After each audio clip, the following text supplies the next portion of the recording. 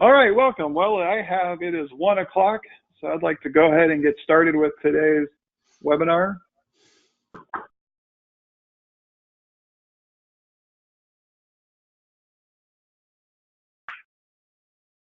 Hello and welcome. So it's 1 o'clock, so I'd like to go ahead and get started with today's webinar.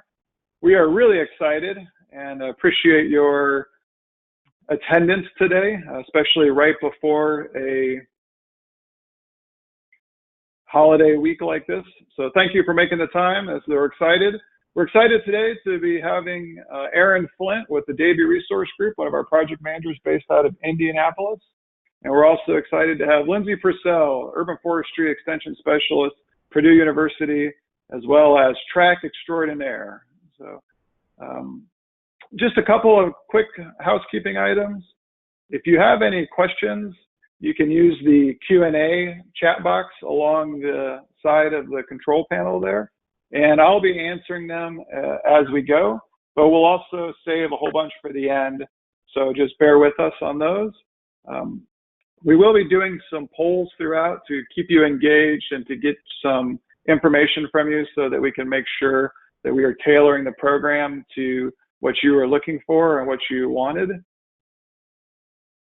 And we are recording this webinar so that we can, if you have to leave early or if you want to share it with friends and colleagues, you can always come back and view it at an additional time. So with that, let's respect everybody's time and we'll go ahead and get started. And the final piece of housekeeping is you do have a control box. If you hit the orange arrow in the right upper right corner, you should be able to minimize that screen.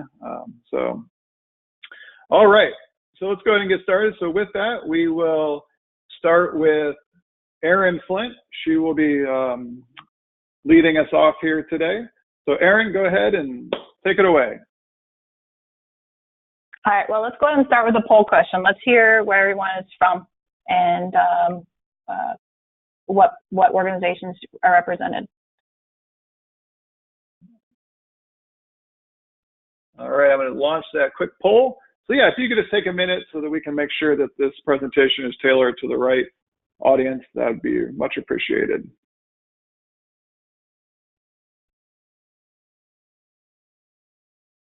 All right, they're coming in.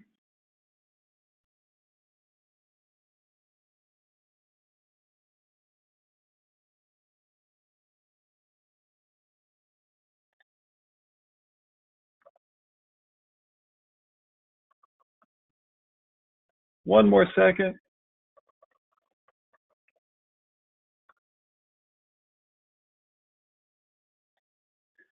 All right, I'm going to go ahead and close the poll.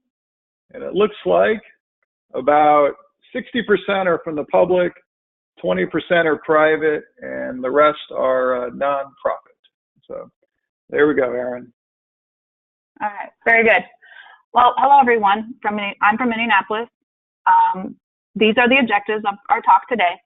Examples in this webinar are focused on municipal tree management. However, similar strategies presented today could be applied to other non-municipal property management. All property owners and/or managers by law need to act on their due diligence regarding hazardous trees. Many of us listening to this webinar today know trees are assets, that they provide landscape value and environmental, economic, and social benefits. And just like other assets in the community, for example, streets, lights, sidewalks, levees, and bridges, they can be liabilities and need assessed and maintenance routinely. There are 3 management options. 1, remove all trees. 2, maintain all trees. But both of those seem a bit extreme. DRG thinks for option 3, the bow tie analysis, is what a public urban forestry management program should desire and seek. To think of a community without trees or a community with perfect trees is hard to imagine. But a community with well-managed trees mitigating unacceptable levels of risk and maximizing benefits is what we should be working towards. At this point, Lindsay will provide an overview of the reason for tree risk assessment and the arboriculture and urban forestry standards of tree risk assessment. Then I'll continue with explaining some of DRG's applied tree risk assessment strategies, how tree risk assessment prioritizes tree maintenance, and provide some guidance with implementing a tree risk management program.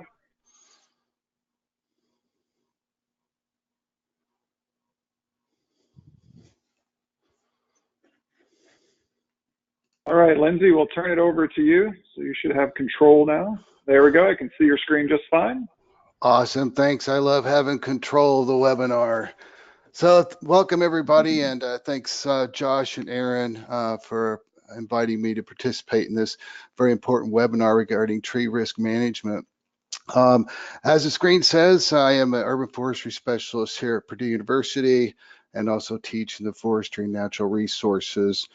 In my previous life, I was city forester in Indianapolis, and actually tree risk management was just beginning to be a part of actually the overall management plan for our community. So now we have a lot better tools in order to better make decisions on trees and our urban forests. So moving on here, this is a relatively new subject with only about 30 years of research. So we're still learning a lot about the process, and every year new research, new technology is available to us. And the main thing we're trying to determine is really what the likelihood of failure is going to be, and that's what we struggle with most. Tree risk assessment is serious business, and I think that simple question of is my tree safe is taken much too lightly. So the one thing we're going to talk about is how the TRACK program, of course, our acronym for tree risk assessment qualification is, we call it TRACK. So certainly not one you run around, but it's a process. So just a little background about risk trees. Trees obviously provide us many benefits, and they aren't necessarily dangerous, and we don't want to instill any kind of fearful attitude. But as the trees get bigger and older, more risk is involved. But if they're managed correctly, then the benefits certainly exceed the risk. Now, while every tree has the potential to fail, only a small number of them actually affect something or someone. And tree failures during normal conditions, they're often predictable and preventable. So as a manager, or city forester, or tree owner, the job is pretty challenging is because you really can't manage individual trees. We're managing populations of trees. And again, I think it's very important for us as tree managers and tree owners to know that the benefits of trees certainly exceed the risks. Now, I know the majority of us have seen and heard about ecosystem services ad nauseum, but obviously they can prevent or provide a lot of benefits, but they can create some anxiety and stress with the risk involved. And oftentimes that risk is fear driven, and sometimes people become fearful of trees, especially after they've had a negative experience with a storm event or some other weather event. So again, I think it's just a reminder that's imperative to us as arborists and urban foresters to articulate to everyone that the benefits of trees far outweigh the risk involved. So I think, Josh, you've got a poll question here just to kind of test the waters to see where people are at as far as tree risk assessment goes. Does having a tree risk assessment make you more liable? And I work with communities in Indiana from Merrillville to Evansville, and a lot of folks think that just by assessing a tree, that makes you, like, I guess, more on the hook. So if you would take a moment, we're just curious to see what the answer to your poll questions are here. Great. We'll just leave it open for a couple more seconds.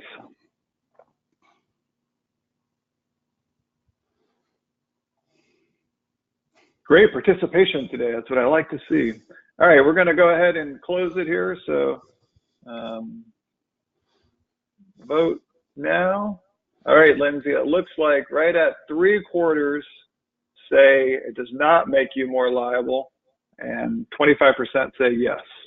Oh, well, that's good. At least I think that helps us understand that no, it doesn't. When we talk about duty of care and standard of care in this process, um, I think understanding what's going on with the standards and the best management practices that's been provided for us will help alleviate some of that fear that we may be sort of, quote, on the hook for something. But we can talk more about that here a little bit later in the webinar. But if you're not familiar with the standards and the BMPs, ANSI, the American National Standards Institute, along with Tree Care Industry Association, of course, International Society of Arboriculture, developed a set of documents to help make assessments a more standardized and consistent process. So really, when I talk to communities, and I do a lot of tree risk assessment qualification trainings around the Midwest, and this is what I call the starting point. And this should be in your toolbox and in your community's overall risk management plan. In fact, it should be, if you have a legal representation for your community, then they should be aware of this as well. I know lawyers don't like surprises. I've worked with a lot of them over the years, but this is sort of the starting point as or a guide for your program. So I always urge folks to make sure that they're going to do any type of risk assessments that they strongly consider getting this qualification, just to protect yourself and also reduce the liability for the organization that you represent. So again, very important to go through that tree risk assessment qualification. You can find more information on that on the ISA website. So I guess I'm going to ask a question, and I guess it'll be rhetorical since I can't see anybody here, but the primary reason why we assess trees for risk, of course, first and foremost, people are the most important target. We want to reduce the risk of injury or damage to vehicles or other property, and of course any disruption of any activities such as blocking roads or any kind of place where buses, pedestrians, things like that. So the idea is to anticipate problems and try to prevent or predict injury or damage before that failure occurs. And the one thing I love about TREC, I've been doing tree risk assessments, and back before this actually came out, U.S. Forest Service came out with a hazard tree evaluation guide. And we know as tree risk assessors that hazard has actually been taken out of our vocabulary. Risk assessment provides a more systematic process for determining overall risk. And I think with the tree risk assessment program, it provides a better confidence in our professionals doing this and a more ethical decision on what to do about trees that may present some type of unacceptable level of risk. It's a standardized process used throughout the industry and recognized internationally. It helps address legal concerns when you're creating credible risk management protocols with administration in your communities. And also, I think it generates importance of having good, solid inventories for your communities. And this is a great add-on to an inventory or a new inventory or an existing inventory. To understand how you can prioritize your management strategies. And then, of course, by having those accurate inventories along with these risk assessments, that means fewer removals based on perceived risk and having a more science-based decision-making process there. So what are some of the tree-related exposures that we face, especially in communities? Of course, falling trees, either in part or in whole, are certainly the obvious one to look at. Even something as small as infrastructure conflicts, raised sidewalk panels. I was at a conference in Pasadena listening to their attorney, and you can see that 1-inch lip on that sidewalk panel that cost the city of Pasadena $6 million, and they blamed that on a tree. So that's something very important to public works and your metropolitan development people as well. Of course, utility vegetation management has developed a keen interest in the importance of tree risk assessment as far as utility interactions and keeping people safe as well as their infrastructure as well.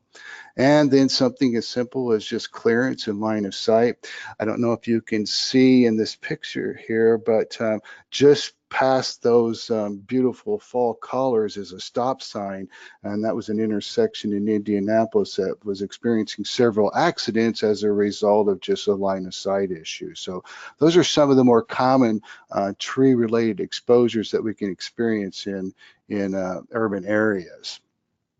So let's get down to some of the basics as far as what the tree risk assessment program provides. The best management practices has developed 3 levels of inspection or assessment. And we'll talk about each one of those. Limited visual, basic assessment, which about 80% of inspections are at this level. And then depending upon the significance of the tree or the situation, an advanced assessment. So each one of them are uniquely specific in the details they provide, as well as the tools and also the costs involved with performing those assessments. And each level should fit the situation. So you may use a combination of 1 or 2 or all, depending upon that application with those trees or that population of trees. And they also should be described in your overall risk management plan and how you will employ them or apply them in those situations. So to begin up with the level 1 limit visual, this is more about looking at a population of trees, useful after storm events or scouting for pests. It's what I call looking for the obvious. And then also at this time, as you go through the population of trees, whether it be doing an inventory or perhaps just a drive through the community, then you may flag certain trees for a level 2. So, but at this point, we're just focusing on the imminent or probable likelihood of failure and try to identify those trees which may require additional inspection in the process. And then level 2, as I mentioned, is probably the most common and where we spend the most time as far as a more detailed visual assessment, where level 1 was a limited, meaning pretty much just a one-dimensional view, where level 2 is a 360-degree evaluation, ground-based, and may include the use of basic testing tools which are non-invasive, just such as a D-tape, measuring the tree, hand lens, sounding mallet or probing device, just to get a better snapshot of what the defects are in the tree and how they may affect the likelihood of failure. But again, all this is ground-based, external inspection. There's no special equipment used in this process. And again, this is what provides us with more details about the tree to determine that ultimate likelihood of failure and overall risk rating. And then finally, level 3 is our advanced assessment. Again, this is typically outlined in the scope of work or perhaps the protocol when it comes down to when do you perform a level 3. And this would be primarily if you do a level 2 and you determine that you really can't come up with a good decision as far as the overall risk rating, it may be something that prevented you from making the proper evaluation at that time. And so you may require some specialized procedures such as an aerial inspection. This is one of the arborists on Purdue campus. We had a tree on campus with a defect obviously up in that main stem. We couldn't really get an idea of how badly it would affect the tree's stability. So of course we needed a climber to do that.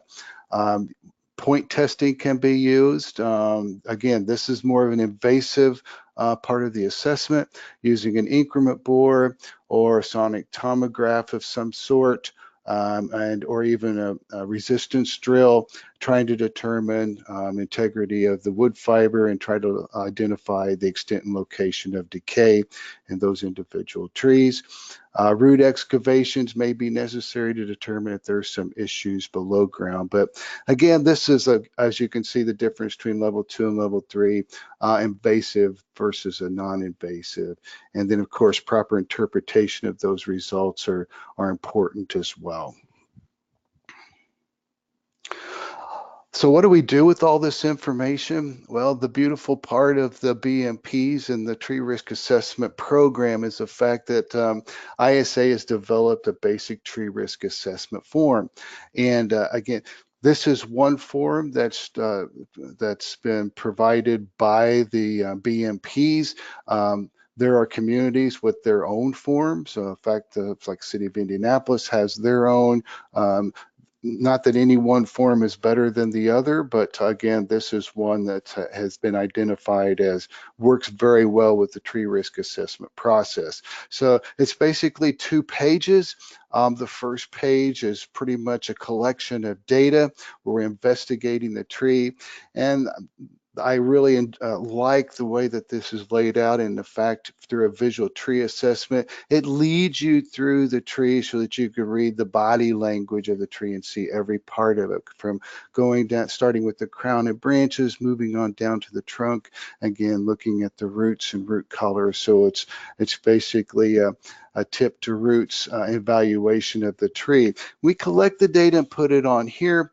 And then on the back page, this is where we analyze that information and then evaluate the risk and come up with that overall risk rating, which is the ultimate goal of what this process is all about. So great form to use, and especially level 2, level 3. Again, there can be other forms for level 1 that you might use, but it could be a combination of a couple of different forms. But this is just one example of the form provided and part of the track program. So what this is all about, again, our primary goal is to determine and communicate the level of risk posed by a tree over a specific period of time.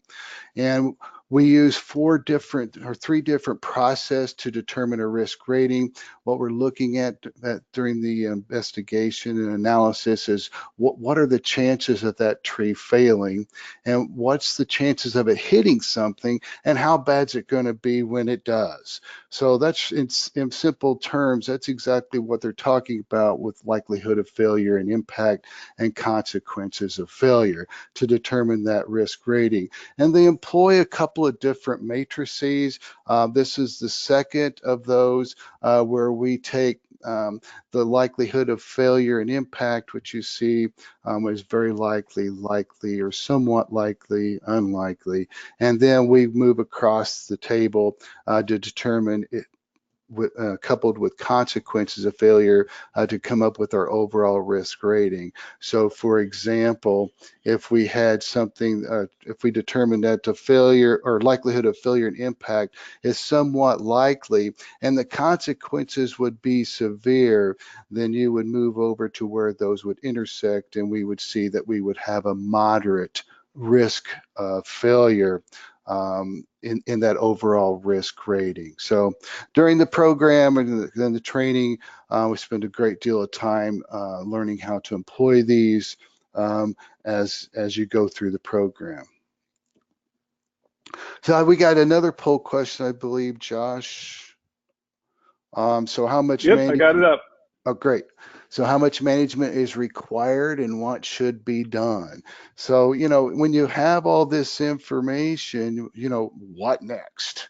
And what do you do with it? And this is tree risk assessment, again, is just one component of the overall tree risk management program.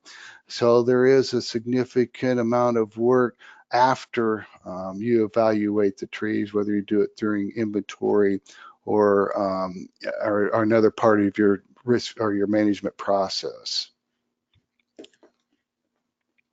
Great, we got almost half the people voted so far, so we'll leave it open for a couple more seconds.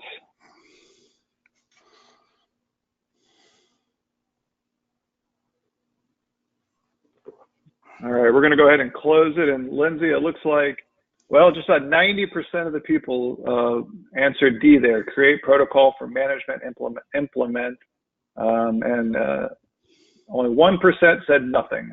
So go ahead and close that up. Well, of course, the best answer would certainly be creating a protocol for management. And again, this is something that you determine with your administration. Excuse me. And we'll talk a little bit that as we finish up here. I think Erin's going to talk significantly about that in her next segment. So after we've determined the overall risk rating, then comes the mitigation portion. So it's up to us as arborists and using our experience and education to determine what is the best course of action to reduce the level of risk for that specific tree and its relationship to its target. So obviously it goes in a very specified manner as far as least to I think what least impactful, and then of course most impactful to the urban forest. If we can move or remove the targets, such as if we have this cherry tree here in one of our parks, limb failed, it might have had a defect which was identified, but the picnic table could have been moved to get it away from the tree. So of course that may or may not be practical in a lot of situations. One of the most common is pruning the tree and to try to remove the defect or the branch that has a high likelihood of failure, to just try to reduce that level of risk. In some situations, installing structural support systems may be suitable and applicable, but again, very specific type of recommendation, and not all trees are certainly candidates for structural supports. It may be necessary to modify the site, improve conditions. For example, if you have waterlogged soils or prolonged wetness, installing drainage, or perhaps you have girdling root issues.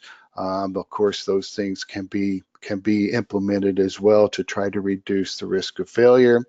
And then, of course, last and certainly least is removing the tree. So these are a logical sequence of mitigation options that are available to us. Some communities have a zero risk tolerance, whereas if they have one complaint or concern about a tree, they don't do anything but just remove it.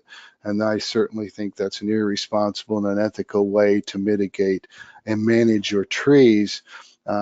But by using protocols such as TRAC can certainly improve that. So again, the whole idea is try to protect the target and preserve the tree in the process.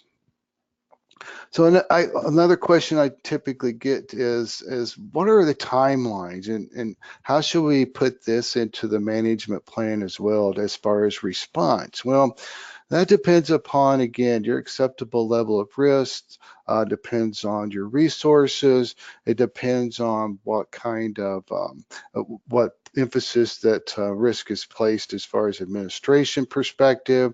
But you can see these are just some examples. For extreme risk, obviously, you would have mitigate as soon as possible. I know in some communities have within 48 hours if it's extreme risk. High risk may be 2 to 4 weeks, moderate risk 4 to 8 weeks, low risk. It may just be a retain and monitor, and perhaps a reevaluation or level 1 inspection or assessment every 6 months or annually. So again, those protocols are set up between the tree owner, tree manager, and your administration and the tree risk assessor. So again, the other part of that is after mitigation. Another term that's really important to understand is what's the residual risk. And this is the risk that remains after mitigation has been determined. So what type of mitigation options that you apply to that situation must achieve a reduction in the overall residual risk for that owner or manager in order to achieve your risk management objectives. So regardless of the mitigation action, what happens after you're done is just as important as what's before. before. So oftentimes I tell my students it's not what's on the ground, it's what's still in the tree that makes a difference as far as the sustainability of that tree and the overall risk rating. So I think that, let's see, we're getting close to my end of the segment here. We've been talking a lot about risk and risk perception. You know, risk is variable for everybody. Every person has a different level of risk that they're willing to accept. And that goes for tree owners and communities or cities and towns as well. And most of those acceptable levels of risk are based upon overall safety for their community and the people in their towns and cities. What type of budget do they have available to manage their urban forests? The significance of those trees and where they're located. Oftentimes, population of trees are their tree risk management is based on their location. For example, if they're along a street or in a park, as opposed to maybe a natural woodland. So prioritizing the exposure makes a difference as well. So again, there's a delicate balance there between the risk and benefits that trees provide. But this whole tree risk assessment and management process is a collective, collaborative effort within the administration and the arborists and the urban foresters to determine that overall acceptable level of risk and what works for the community as well. So I think that's it for my part, Josh. Great, thanks, Lindsay. That was an excellent overview. Let's go ahead and turn it over to Aaron now. And Aaron, you should be able to show your screen. And I can see it. So we'll go ahead and start with the first poll question, right? Yep, so here's another poll question. We asked for those of you who have an inventory, have access to an inventory, or even those who don't have an inventory, how often do you think we should update your inventory for risk?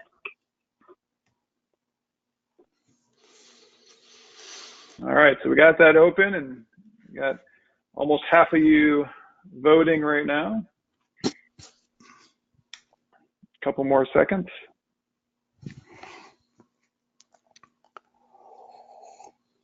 While we're doing this, I do want to remind everybody that if you do have questions, feel free to type them in and I'll answer them as we go or save them towards the end.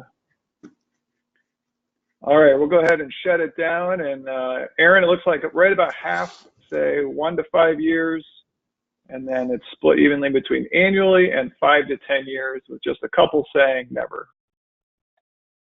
All right. So we'll go ahead and discuss that here in these steps. So step one, when developing a risk management program, is to consider how to routinely conduct an assessment of the population. I ask you, can we manage tree maintenance through citizen complaints, looking at cost effectiveness and maximization of tree benefits? Not likely. Here's one example. The blue dots on this map represent 311 calls coming from all over Largo. Red heat bubbles represent concentrated areas of high priority maintenance needs based on tree inventory data. There is no correlation of requests of tree maintenance to an arborist assessment of high priority maintenance needs. Relying on citizen requests may result in responding to high elevated risk concerns. However, there are no guarantees that tree concerns are reported equally across the community. Some neighborhoods may be more likely to report concerns than other neighborhoods. If tree maintenance is allocated based on citizen requested inspections, a community runs the risk of inequitably serving its population. There is a 1985 article by Yamamoto, apologize for butchering the name, who argued that program tree maintenance is defensible in negligence and liability claims of personal injury or property damage caused by street trees. With a program plan of action, trees assessed can be proactively scheduled for maintenance. One approach is to use level 1 assessments. Level 1 assessments are meant to be quick and objective-based. Their benefit is an arborist location of, and assessment of high priority maintenance needs. In 2016, Indianapolis began chipping away at a 211 park property tree inventory. The objective was to gain a prioritized maintenance schedule by identifying where all ash trees were located, where all general removals were located, and where any trees of large dangerous limbs were present near medium to high use areas of recreation. The areas inventoried were maintained lawns, trees of concern were greater than 7 inches DBH, and every tree received a risk rating. Another approach is cyclical tree management. After straight line winds in 2006 caused several street trees to fail, Columbia City started their proactive maintenance journey by conducting an inventory of all trees on the right-of-way. Then along came Emerald Ash Borer. Guided by the comprehensive inventory, needed maintenance began, and priority was the removal of all inventory recommended removals and all ash trees. The inventory was not maintained during this time. Starting in 2012, the tree board contracted with DRG to maintain the inventory in Excel by first conducting a level 2 inventory update of the area Northwest 1, seen here in yellow, followed by conducting a level 1 inventory update of the other 4 areas, looking for probable within 1 year whole tree failures or large limb failures. Also, DRG was to conduct resident requested level 2 inspections and schedule 50 trees to prune and 30 trees to remove based on assessed tree conditions. These tasks rotated on the next 4 years. 2017 marked the 5th year of the cyclical inspections and condition-based prioritized maintenance. Entering the second cycle in 2018, Columbia City Tree Board will re-enter the area Northwest 1 and make the following changes to the risk management program. Move from Excel to DRG's Treekeeper. Move from a condition-based assessment to the ISA's qualitative tree risk assessment. And for resident requested inspections, utilize the ISA's risk assessment form with Treekeeper's ability to store PDFs and pictures directly to that tree point. Treekeeper is DRG's inventory management web-based software. Columbia City acknowledges over time, resident calls for tree inspections have decreased. There is a correlation here between routine inspections followed by maintenance of priority trees and decreased calls. Instead of the 5-area management approach, there's another assessment approach, which is to prioritize areas of the community with greatest potential for trees of an elevated risk. Those trees located within high priority areas could include, for example, land use based on zoning, frequency of use based on street ranking, areas with high concentrations of mature trees based on inventory data, or tree canopy cover over right-of-way based on urban tree canopy assessment. Priority areas can be identified and assessment methodology can be implemented to increase the chances of identifying a tree concern prior to failure and possibly causing irreparable damage. NOVA's systematic program prioritizes areas as very high, moderate, and low. Every 5 to 7 years, all priority areas will receive a level 2 inspection with a level 3 assessment as requested by the inspector. The level 2 inspection interval will precede the routine pruning cycles to allow for information such as diameter, maintenance recommendations, and risk assessment to factor in budget and overall management decisions. Then, using level 1 methodology, very high areas will be assessed on an annual basis and high areas will be assessed on a 2 to 4 year interval. Can routinely maintaining an inventory more than once every 5 years optimize risk management? Technologies like web-based software, such as DRG's Treekeeper, is allowing for it by ease of data access in the field, and research is leading us to believe so too.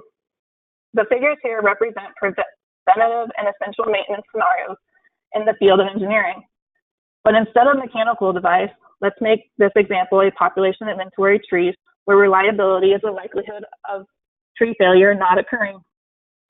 Reliability is the vertical axis and time is the horizontal axis. The top left figure shows that over time, say over a 5-year period, an inventory becomes more and more unreliable.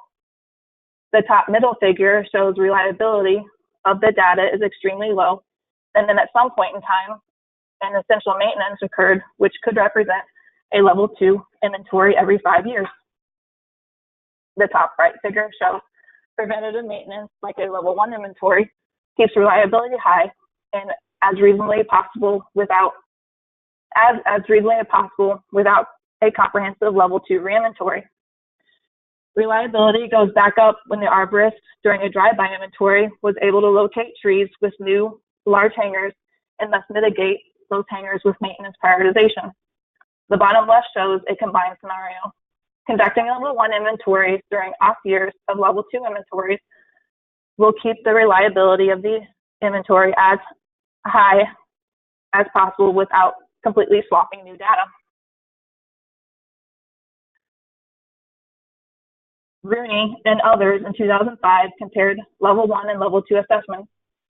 The authors noted that if the trees are reasonably maintained, a windshield survey could be used just to locate quickly developing hazardous conditions such as hanging branches or recent storm damage.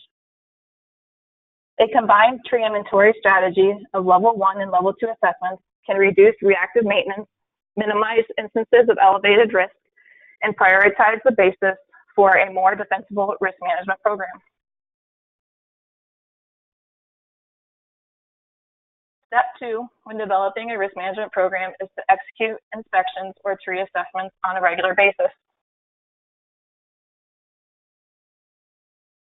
Walk-by or drive-by inspections may be most common for municipalities, but area patrol or LiDAR inspections may be useful for large cities, metropolitan areas, county, or state programs. This list contains potential walk-by or drive-by objectives. The minimum level 1 approach is to simply call attention to the need for a level 2 assessment at a tree location and categorize the remedial action needed, for example, removal or prune. Other approaches may include additional information to be gathered, such as species, tree size, defect, condition, or work priority. The intent of a level 1 assessment should be written in a policy for the community to follow and referred to as needed, or should be included in the specification for a contractor to follow. During a level 2 inventory, the arborist inspects the tree from all sides and all tree parts are observed from the ground. The use of non-invasive tools such as a sounding hammer is suggested as needed.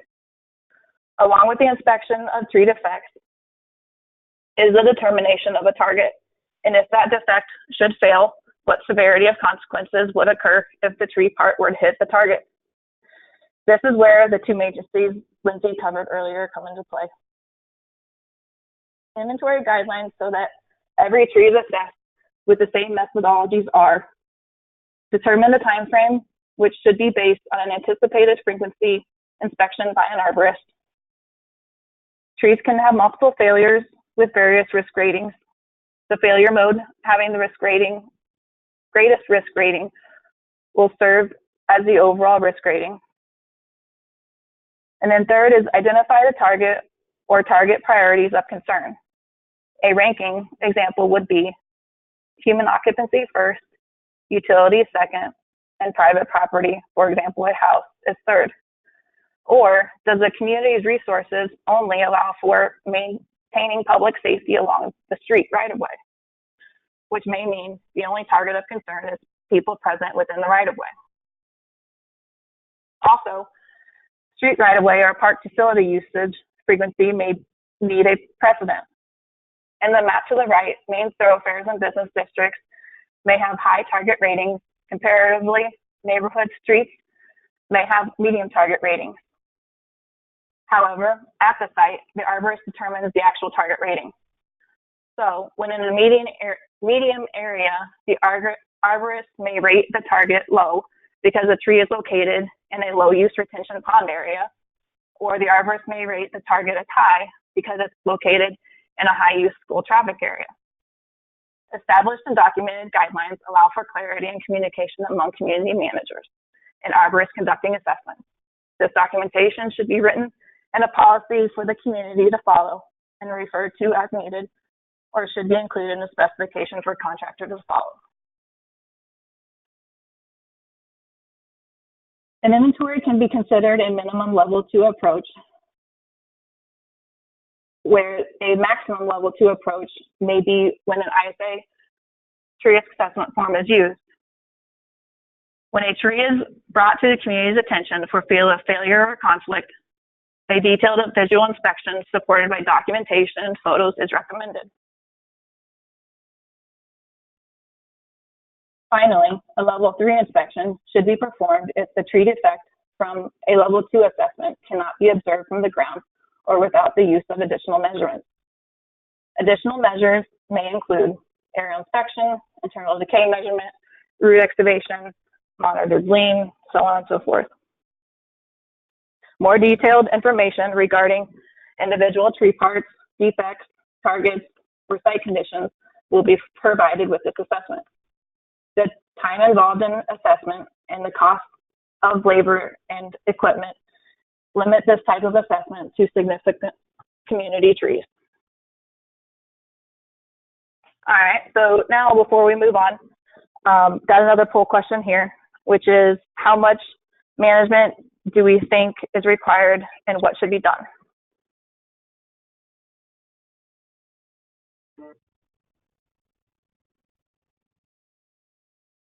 Oh, Aaron, I'm sorry. I launched the do you have a tree inventory with risk rating question.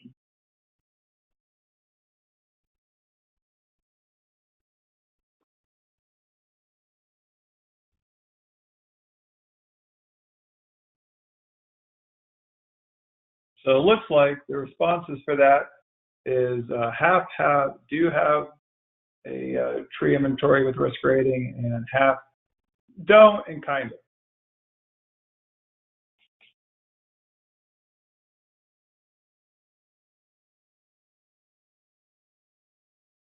So we're ready to go, Aaron. All right, sorry about that. All right.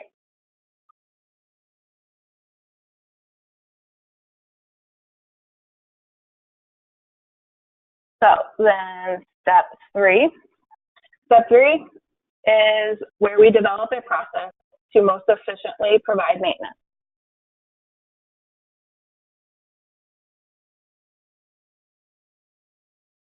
Generally, after a level 2 inventory, there will be a listing of trees that need maintenance, which can be prioritized and mitigated by risk grading. In Elgin, the city experienced an atypical storm in 2007, which resulted in more than 130 calls from downed trees. After this storm, funds were focused to conduct a comprehensive inventory and therefore remove over 800 trees of highest liability identified by the inventory. Again, a similar storm occurred in 2010 and resulted in 32 calls for downed trees. The number of calls were less due to inventory results and prior risk mitigation. The bottom line is reducing risk through risk mitigation protocols will result in less occurrences of tree failure. How did that happen in Elgin, we may ask? Well, here are the results from the Elgin's inventory. The table shows recommended maintenance by risk assessment. Prioritization by risk would proceed right to left with the removal of severe risk trees before high risk trees. Then high risk trees before moderate risk and moderate risk before low risk. Pruning would proceed in a similar prioritization too. Priority tree maintenance was the removal and or pruning of trees assessed with severe and or high risk.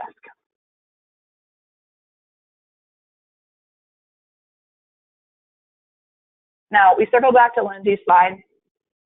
The ISA tree risk assessment general timeline for tree risk mitigation follows the same prioritization.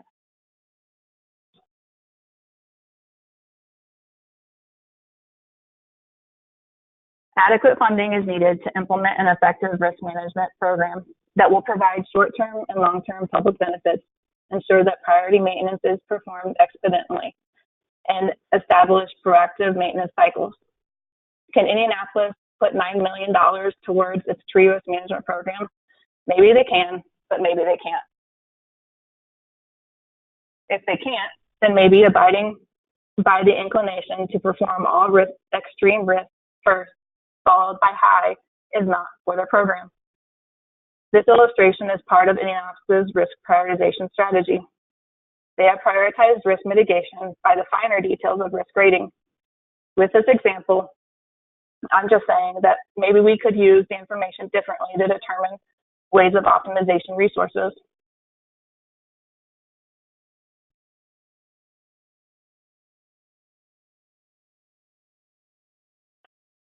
Document, document, document. That's the fourth and final step. One cannot determine if tree risk assessment and prioritization has had a positive impact on tree health or funds have been used wisely without documentation. Each year, we should be daily, if not annually, documenting and monitoring what results our tree care practices have provided. It is recommended that a periodic evaluation of these results should occur on a 5-year or the last year of the cycle to optimize the program's effectiveness. The program of tree risk should be evaluated holistically, and industry standards, new methodologies, and technologies should be incorporated in the program at this time as well. An integral part of a risk management program is the know-how of identifying, assessing tree defects, and particularly the targets associated with them. Additionally, training on the established policy, procedures of the protocol, and methodology developed for community urban forestry program will help support the risk management. Staff training in the assessment of trees can take on many forms, from informal seminars up to and including formal accreditation and qualification components. Certified arborist and tree risk assessment qualification and associated trainings can be attained through the ISA. Continuing education will enable individual arborists to stay current on industry standards and the latest arboricultural practices. This will allow the training staff to gain the necessary tools, familiarity, and expertise with industry standards to make informed decisions regarding the urban forest and correctly report concerns. Nothing will take the place of years of experience, but training can allow identified staff to have the required knowledge base to put those professional experiences into context. It is recommended that a community have at least one tree assessment qualified individual. This individual could be on staff or a hired consultant. This individual would implement the risk management program themselves and/or provide guidance to other tree assessors.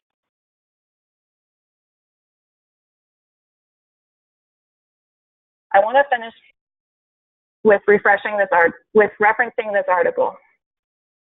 The cost of maintaining and not maintaining the urban forest, to say that risk assessment is a necessary tree maintenance activity when trying to balance benefits and liabilities. This figure to the left from the article referenced shows a tree's benefits or maintenance costs along the vertical line, and the lifetime of that tree along the horizontal line. The thick black line is tree benefits with a tree receiving maintenance, and the dotted line is tree benefits without a tree receiving maintenance. The thick gray line is cost of proactive tree maintenance, and the dashed line is cost of reactive maintenance. Where the thick gray line intersects the thick black line is that the tree is older and healthier, providing greater benefits for longer. Where the dashed line intersects the dotted line, the tree is not as old and not as healthy, providing less benefits for a shorter period of time. The table to the right is an example of a proactive tree maintenance program. I've encircled the last 3 rows as they were the focus of today's talk.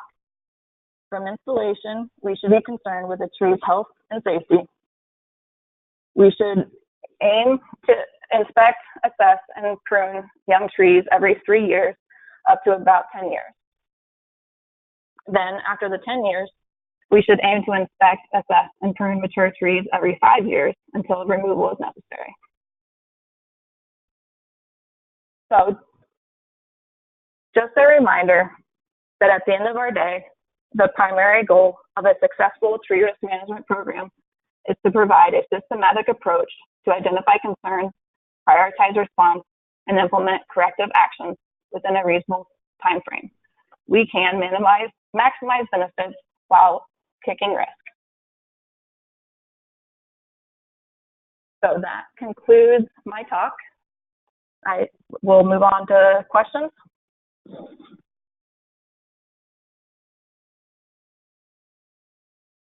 Great, thanks, Aaron. And while we do that, why don't you go ahead and pull up the CEU code so that people can get that and see that. We did have one question, and this could be for both of you, Aaron and Lindsay, that I did respond to, but be interested in your opinion on it is, you know, how does an inventory alone reduce the maintenance or response to a storm? How don't you have to have action upon the results of the inventory? So I'd be curious to hear what you think about that. Go ahead, Aaron. Sure. So having access to an inventory, you'll be able to catalog things that you see quickly. And then through that catalogization, in that catalog, the data fields that you would be cataloging really is the risk assessment, is that's probably truly concerning at that time.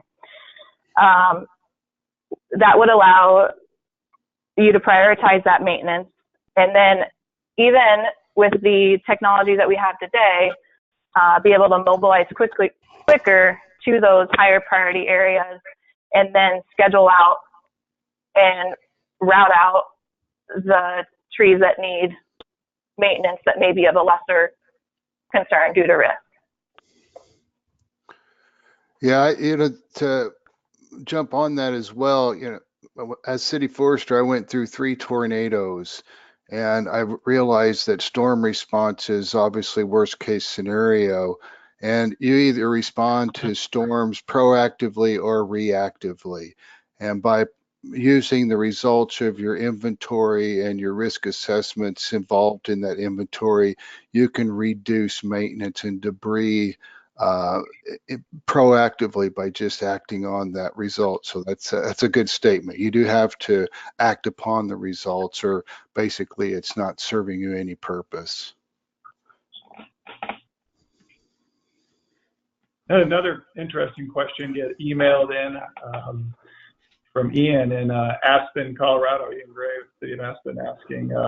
It basically raises the idea that, you know, if you have a tree preservation ordinance in your city, and what if the city's tolerance for risk is different than the homeowner's tolerance for risk?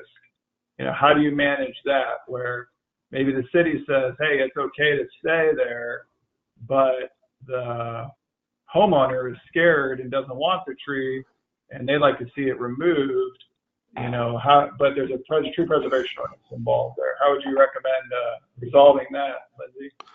Well, obviously when it comes to managing the trees, it's all about ownership. Oftentimes communities are limited as to what they can do on private property. For example, in Indiana, communities are not allowed to do any work on private property. That would be a misallocation of funds and resources. But oftentimes it comes down to a collective agreement between the tree owner and the community or the city. Obviously, if the tree risk assessment indicates that private tree presents an imminent risk of failure and perhaps imminent hazard to the right of way, then oftentimes the city will move forward and remove that tree. But the decision rests entirely upon the tree risk assessor to provide the information, but the tree owner makes that decision. All right, and then a final request here is, I think this might have been asking if we could see the City of Indianapolis matrix again on tree risk assessment. I think that might have been that's yours. only it's in mine. That would it's only like a very, very small portion of it, but that's the imminent like when the risk rating allowed for an imminent failure, this was their prioritization for that. So the actual actions are the far left or far right, the far right codes.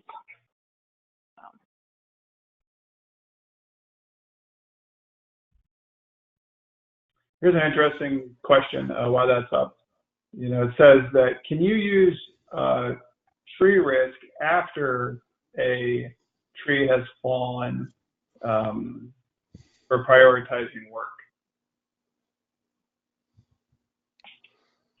So, you know, so the idea is like during a storm response, if you have trees failed and kind of laying all over the place, you know, and it kind of already failed, could you use something to help prioritize that work as well? Is there a modification? You know what I mean? Like it's kind of already Yeah, failed.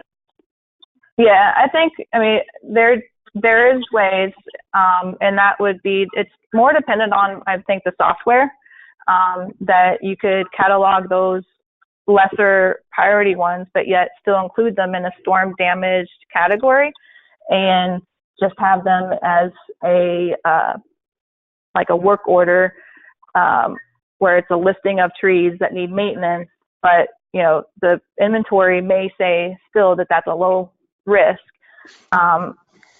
because it may be on, maybe the risk may be already on the floor, on the ground, like you're saying. But then you would still have a grouping of trees that need maintenance due to the storm.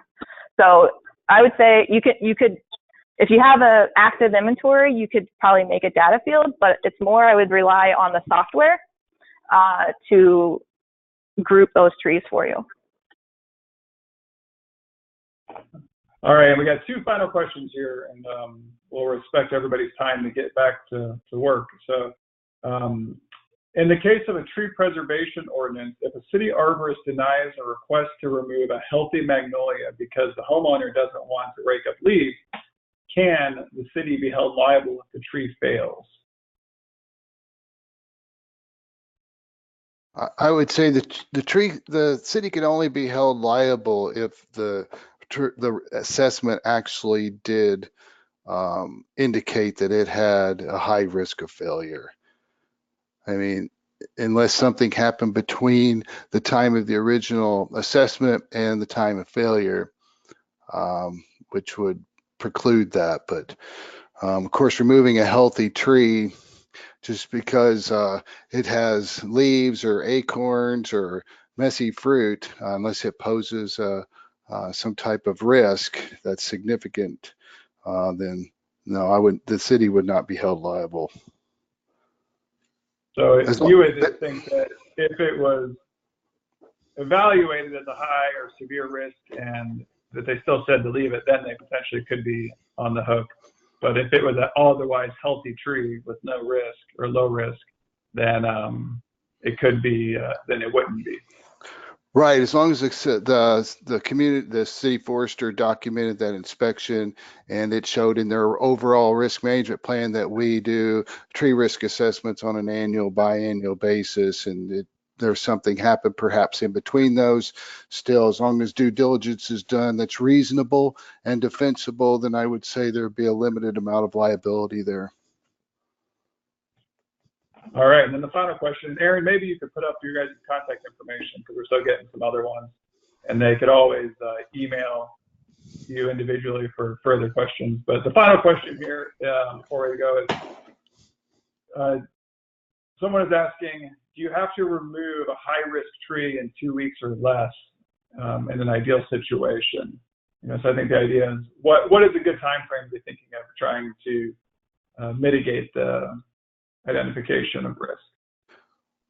Well, I think based on the BMPs and that chart that was put up, you know, again, what is the acceptable level of risk and the resources available to you and the prescribed standard of care, which is typically indicated in your risk management plan. You know, something with a high level of risk certainly needs to be removed as soon as possible, but you know, what is that? And also, what is the situation? If you've had a storm event go through and you've got many trees with a high level of risk, oftentimes you get to it as resources allow.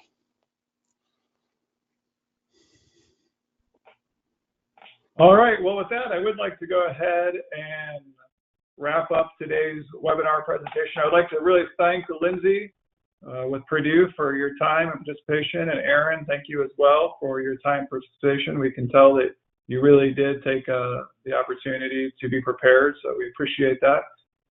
I will be sending out links and PDFs of the presentations today, as well as a follow-up survey just to get your opinion as well. We will be, it was recorded. We will be uploading that as well to YouTube, so you can have access and forward it out and rewatch it if you want. And if you have any other questions or anything else, please feel free to contact us anytime. Thanks a lot for your time and attention and your great questions, and I hope everybody has a safe and happy 4th of July. So have a good day. Thank you. Thank you. Thank you.